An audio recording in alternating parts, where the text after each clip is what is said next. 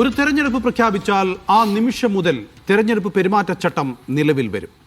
എല്ലാ രാഷ്ട്രീയ പാർട്ടികളും നേതാക്കളും സ്ഥാനാർത്ഥികളും അത് പാലിക്കൽ നിർബന്ധമാണ്. അതിലുണ്ടാകുന്ന എന്ത് ലംഘനങ്ങളിലും തെരഞ്ഞെടുപ്പ് കമ്മീഷന് ഇടപെടാനാകും, നടപടിയുമെടുക്കാം.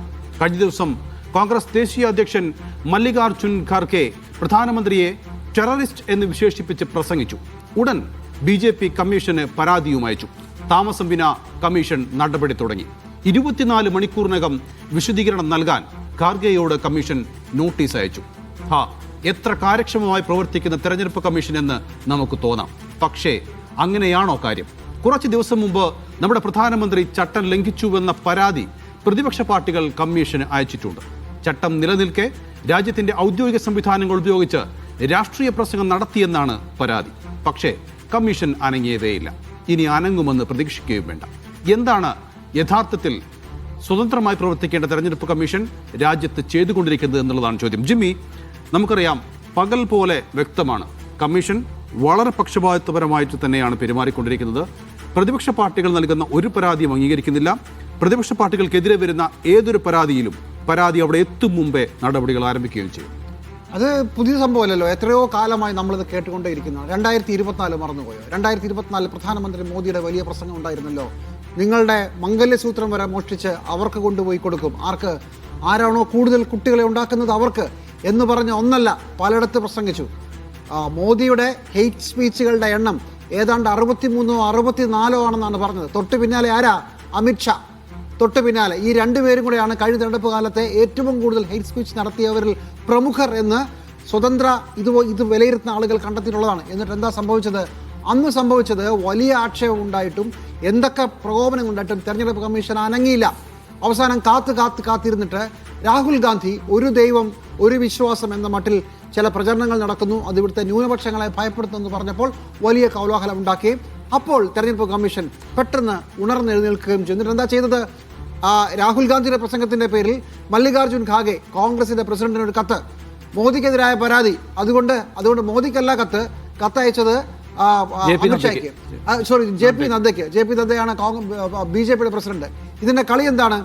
മോദി അതുപോലെ തന്നെ അവരുടെ പ്രധാനപ്പെട്ട ആളുകളും സ്റ്റാർ ക്യാമ്പയിനേഴ്സാണ്. ഈ സ്റ്റാർ ക്യാമ്പയിനേഴ്സിനെതിരായ നടപടി തുടങ്ങിയാൽ പോലും എടുക്കില്ല എങ്കിൽ പോലും എടുത്താൽ 3-4 ദിവസം ക്യാമ്പയിൻ നടത്തിയതടക്കമുള്ള നടപടികൾ വരും.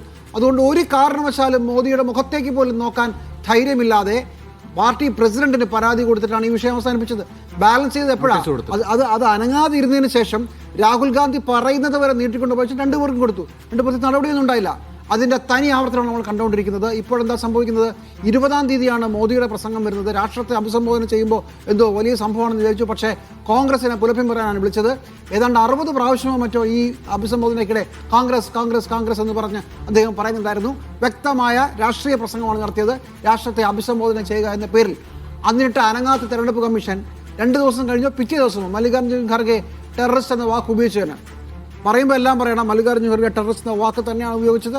അതിനകത്തൊരു കുഴപ്പമുണ്ട്. പക്ഷേ അപ്പോൾ തന്നെ അദ്ദേഹം ചോദിച്ചു, നിങ്ങൾ എന്താ ഉദ്ദേശിച്ചത്? അതിന് മറുപടിയും പറഞ്ഞു മല്ലികാർജുൻ ഖാർഗെ, ഞാൻ ഉദ്ദേശിച്ചത് ടെററൈസിങ് എന്നതാണ് അർത്ഥം എന്ന് പറയുകയും ചെയ്തു. മോദി കമാന്നൊരക്ഷരം മിണ്ടിയില്ലല്ലോ, BJP മിണ്ടിയില്ലല്ലോ. ഇത് ദൂരദർശനെയും അതുപോലെ തന്നെ സൻസദ് TVയെയും അതുപോലെ തന്നെ ഓൾ ഇന്ത്യ റേഡിയോയെയും ഉപയോഗിച്ച് നടത്തിയ രാഷ്ട്രീയ പ്രസംഗമല്ലേ എന്ന ചോദ്യത്തിന് മോദിക്ക് മറുപടി ഉണ്ടോ? മറുപടി പറയില്ല. അത് കുറേ കാലമായി അങ്ങനെ തന്നെയാണ്. അപ്പോൾ അതിനൊരു മറുപടി പോലുമില്ല. മല്ലികാർജുൻ ഖാർഗെ താൻ പറഞ്ഞതിന് ഒരു വിശദീകരണം കൊടുത്തിട്ട് പോലും മല്ലികാർജുൻ ഖാർഗെക്കെതിരെയാണ് ഇപ്പോൾ കത്തയച്ചിരിക്കുന്നത്. 24 മണിക്കൂറിനകം വിശദീകരണം തൃപ്തികരമല്ല, അതുകൊണ്ട് 24 മണിക്കൂറിനകം മറുപടി തരണം. ആ മറുപടി തൃപ്തികരമല്ലെങ്കിൽ എന്തോ മൂക്കിക്കേറ്റുകളയും എന്ന മട്ടിലാണ് പറയുന്നത്. ഇതൊന്നും ചെയ്യാനല്ല, മറ്റേതിനുള്ള 2024 തനി ആവർത്തനമാണ്. ഇതിൻ്റെ ഒരു ബാലൻസിങ് ആണ് നടക്കാൻ പോകുന്നത്. ഇതിപ്പോൾ ഒരു വട്ടം കൂടെ ഉള്ളൂ. പശ്ചിമ ബംഗാളിലെ അടുത്ത ഫേസ് കൂടെ കഴിഞ്ഞാൽ വിഷയം അവസാനിച്ചു. എങ്ങനെയാണ് 2024 പ്രശ്നം അവസാനിച്ചത് അതുപോലെ ഈ കമ്മീഷനിൽ നിന്ന് നമ്മൾ ഇത്രയൊക്കെ പ്രതീക്ഷിക്കുന്നുള്ളൂ. അതുകൊണ്ട് ഇതിൽ വലിയ കാര്യമൊന്നുമില്ല. ഇന്ത്യയിൽ ജീവിതം സാധാരണതയിൽ പോകും. ജനം പക്ഷേ അങ്ങനെ ആയിരിക്കില്ല വോട്ട് ചെയ്യുന്നതെന്ന് മാത്രം ഓർത്താൽ മതി. 2024 നമ്മൾ കണ്ടതാണ്. ലോക്സഭയിൽ അവർ 400 പാർ ആഗ്രഹിച്ചതാണ്. 400 സീറ്റ് നേടി എല്ലാം. ഇപ്പോൾ നേരത്തെ നമ്മൾ ഡീലിമിറ്റേഷൻ ബില്ല് പോലെ തന്നെ 3-2 ഭൂരിപക്ഷത്തോടൊക്കെ എല്ലാം പാസ്സാക്കാമെന്ന് ആഗ്രഹിച്ചതാണ് BJP. പക്ഷേ അതൊന്നും നടന്നില്ല.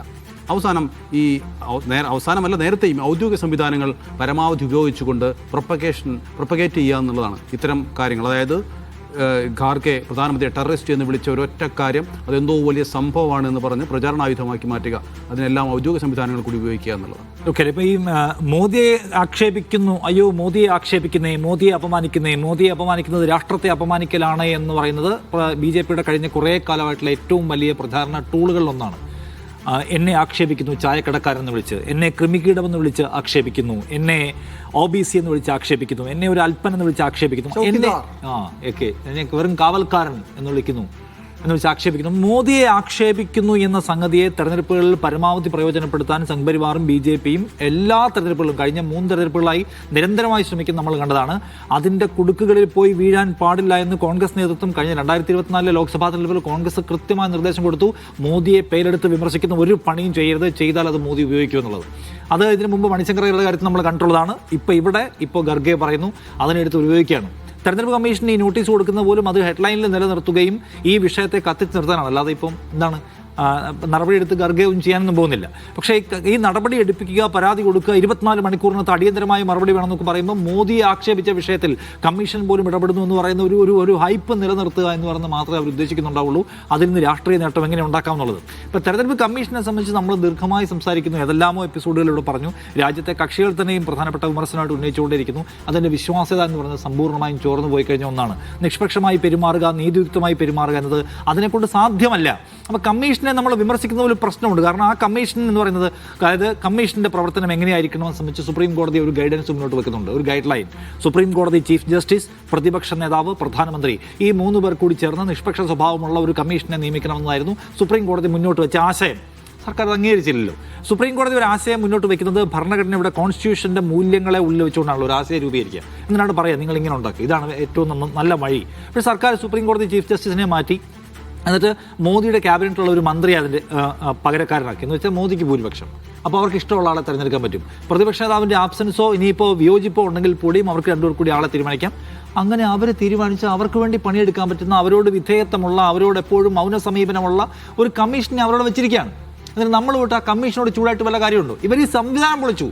അതായത് TN ശേഷനെയൊക്കെ പോലെ അല്ലെങ്കിൽ ശബ്ദിക്കാൻ കഴിയുമായിരുന്ന, തൻ്റെ പവർ എന്താണെന്ന് അറിയുമായിരുന്ന, കമ്മീഷൻ എന്ന് പറയുന്ന സംവിധാനത്തിൻ്റെ നിഷ്പക്ഷതയുടെ വാല്യൂ എന്താണെന്ന് അറിയുമായിരുന്ന ഒരു സംവിധാനം ഇപ്പോൾ ഇല്ല. അത് കേവലമായ ഒരു ഉദ്യോഗസ്ഥ സംവിധാനം, ഭരണകൂടത്തോട് മാത്രം വിധേയത്വമുള്ള, ഞങ്ങളെ ഇരുത്തിയത് മോദിജിയാണ്, ഞങ്ങളെ മാറ്റാനും മോദിജിക്ക് കഴിയുമെന്ന് മാത്രം വിചാരിച്ചുകൊണ്ട് പ്രവർത്തിക്കുന്ന ഒന്ന്. ഇപ്പോൾ 2024 തെരഞ്ഞെടുപ്പ് പ്രഖ്യാപനം നടത്തിക്കൊണ്ട് ദീർഘമായ വാർത്താ സമ്മേളനം നടത്തുമ്പോൾ ഇപ്പോഴത്തെ കമ്മീഷനോട് മാധ്യമങ്ങൾ ചോദിക്കുന്നുണ്ട്, നരേന്ദ്രമോദിക്ക് അമിത്ഷായ്ക്കുമെതിരായിട്ടുള്ള പഴയ പരാതികൾ നടപടി എന്തായിരുന്നു? ഒരു അക്ഷരം അദ്ദേഹം മിണ്ടിയില്ല. എന്ത് പറഞ്ഞുകൊണ്ടിരിക്കുമ്പോൾ ഈ ചോദ്യം ചോദിക്കുന്നവർക്കണം. തെരഞ്ഞെടുപ്പ് പെരുമാറ്റച്ചട്ടം ലംഘിച്ചാൽ കർശനമായ നടപടി സ്വീകരിക്കുമെന്ന് പറഞ്ഞുകൊണ്ടിരിക്കുമ്പോഴാണ് ഒരു മാധ്യമപ്രവർത്തകൻ ചോദിക്കുന്നത് 2019 9 പരാതിയാണ് വന്നത് സീരിയസ് ആയിട്ടുള്ള ഹേറ്റ് പ്രചരിപ്പിച്ചതിന്. കംപ്ലീറ്റും ക്ലീൻ ചിറ്റ് കൊടുത്തു. അതിലാണ് അശോക് ലവാസ ഒക്കെ പണങ്ങിപ്പോകുന്നത്. എന്ന് ഓർക്കണം, ആ കമ്മീഷനകത്തു നിന്നാണ് ഇറങ്ങിപ്പോകുന്നത്. ഇപ്പോഴും ആ പ്രശ്നത്തിൻ്റെ ദുരൂഹത അവിടെ നിൽക്കുകയാണ്. അപ്പോൾ അങ്ങനെ നിശബ്ദമായ ഒരു കമ്മീഷൻ മോദിക്ക് ഒരു നോട്ടീസ് കൊടുക്കാൻ, നേരത്തെ ജിമ്മി പറഞ്ഞ പ്രധാനപ്പെട്ട കാര്യമാണ്. മോദി പറഞ്ഞ കടുത്ത ഹേറ്റിനെതിരെ മോദിക്ക് ഒരു നോട്ടീസ് കൊടുക്കാൻ പേടിച്ചിട്ട് എന്ത് ചെയ്തു? രാഹുൽ ഗാന്ധി പറഞ്ഞ ഒരു സംഭവം തപ്പിയെടുത്ത് ഖാർഗെക്ക് നോട്ടീസ് അയച്ച്, ഇപ്പുറത്ത് ബാലൻസ് ചെയ്യാൻ വേണ്ടി ഇപ്പുറത്ത് നഡ്ഡയ്ക്ക് നോട്ടീസ് അയച്ചു. നേരിട്ട് കൊടുത്ത പ്രശ്നമാണല്ലോ. അപ്പോൾ മോദിക്ക് നോട്ടീസ് അയക്കാൻ പോലും, നോട്ടീസ് അയച്ച നടപടി എടുക്കണമെന്നില്ല. അപ്പോൾ അങ്ങനെ ദുർബലമായപ്പോൾ ഒരു സംവിധാനമാണ്. ഇതിൻ്റെ ആഫ്റ്റർ എഫക്റ്റ് എന്താണെന്ന് ചോദിച്ചാൽ, ശരിയാണ്, എല്ലാവരും എല്ലാത്തോടും യൂസ്ഡ് ആവും, എല്ലാ ഇൻസ്റ്റിറ്റ്യൂഷൻസും സംഘപരിവാരത്തിൻ്റെ ഈ പറഞ്ഞ കുത്തൊഴുക്കിൽ വീണു പോവുകയാണ്, നിരാശപ്പെടും. പക്ഷെ അതിൻ്റെ കൂടെ ഒരു കാര്യം കൂടി വലിയ ഡാമേജ് സംഭവിക്കുന്നത്, നമ്മുടെ രാജ്യത്തിൻ്റെ 70 വർഷം പിന്നിട്ട ഏറ്റവും വലിയ ജനാധിപത്യ രാഷ്ട്രത്തിൻ്റെ നട്ടല് അല്ലെങ്കിൽ ബലം എന്ന് പറയുന്നത് നമുക്ക് ഈ സിസ്റ്റത്തിലുള്ള വിശ്വാസമാണ്. നമ്മൾ വോട്ട് ചെയ്യുന്ന ആൾക്ക് തന്നെ അത് കിട്ടുന്നു. അല്ലെങ്കിൽ ജനപ്രീതി ഇല്ലാത്ത ഒരാൾ തോറ്റുപോകുന്നു, ജനപ്രീതി ഉള്ള ഒരാൾ ജയിക്കുന്നു, ജയിച്ചയാൾ തോറ്റയാളെ തോറ്റയാൾ ജയിച്ചയാളെ അഭിനന്ദിക്കുന്നു. ഇതൊക്കെയാണ് നമ്മുടെ വിശ്വാസത്തിൻ്റെ അടിസ്ഥാനത്തിലായി രാജ്യം നിൽക്കുന്നത്. അല്ലാതെ നമ്മൾ പാകിസ്ഥാനൊന്നും ആയിട്ടില്ല. പാകിസ്ഥാനിൽ തിരഞ്ഞെടുപ്പ് കഴിഞ്ഞാൽ ജനവിധി അംഗീകരിക്കുന്നില്ല, അട്ടിമറി ആരോപണം, പിന്നെ പ്രകടനം, അതിൻ്റെ പേരിൽ വെടിവെപ്പ്, എന്തെല്ലാം പരിപാടിയാണ്. അമേരിക്കയെ പോലും കണ്ടു അവിടെ ഹൂളിഗനിസം ആദ്യം ട്രംപ് തോറ്റപ്പോൾ. ഇവിടെ ഒന്നുമില്ല. കാരണം എന്താണ്? ഇവിടെ എല്ലാവരും അങ്ങോട്ടും ഇങ്ങോട്ടും അംഗീകരിക്കും. ആ വിശ്വാസത്തിന് മുറിവേറ്റുകൊണ്ടിരിക്കുകയാണ്. ഒന്നും ഫെയർ അല്ല, എല്ലാവരും ഏതൊക്കെയോ സൈഡ് കളിക്കുകയാണെന്നുള്ള വിശ്വാസത്തിന് മുറിവേൽക്കുന്ന സന്ദർഭം ഒരു രാജ്യത്തെ സംബന്ധിച്ച് ഒട്ടും ഗുണപരമായിരിക്കില്ല. അപ്പോൾ അവസാനത്തെ മോശം കളിയും കളിച്ചുകൊണ്ടിരിക്കുന്നു സംഘപരിവാർ ഭരണകൂടമെന്നാണ് ഇതിൽ കാണേണ്ട അപകടം. എല്ലാം പോയി എന്ന നിരാശാ വികാരമായിരിക്കും ആളുടെ മുഖത്തുണ്ടാവുക. അതിൻ്റെ കൂടെ ആളുകളുടെ ഉള്ളിൽ ഒരു ട്രസ്റ്റ് ഇഷ്യൂ രൂപപ്പെടുന്നുള്ളത് ഗുരുതരമാണ്. സജു, ആ ട്രസ്റ്റ് വളരെ പ്രധാനപ്പെട്ടതാണ്. അങ്ങനെ ട്രസ്റ്റ് നഷ്ടപ്പെട്ടു. കഴിഞ്ഞ ലോക്സഭാ തെരഞ്ഞെടുപ്പിൽ 700ഓളം പരാതികളാണ് BJPക്കെതിരെ ഉയർന്നത്. പക്ഷേ ആ പരാതിയിലൊക്കെ എന്ത് നടപടിയെടുത്തു എന്ന് ആർക്കും അറിയില്ല. 63 സ്ഥലത്ത് മോദി മാത്രം ഹെയ്റ്റ് സ്പീച്ച് നടത്തിയെന്നാണ് ഹെയ്റ്റ് ലാബിൻ്റെ കണ്ടെത്തൽ. അങ്ങനെ അത്തരം ഒരുപാട് സീരിയസ് ആയ പരാതികൾ ഉണ്ടായിട്ട് പോലും ഒരു നടപടിയും ഉണ്ടായിട്ടില്ല. പിന്നെ എങ്ങനെയാണ് ഈ ട്രസ്റ്റ് ഉണ്ടാകുന്നത്?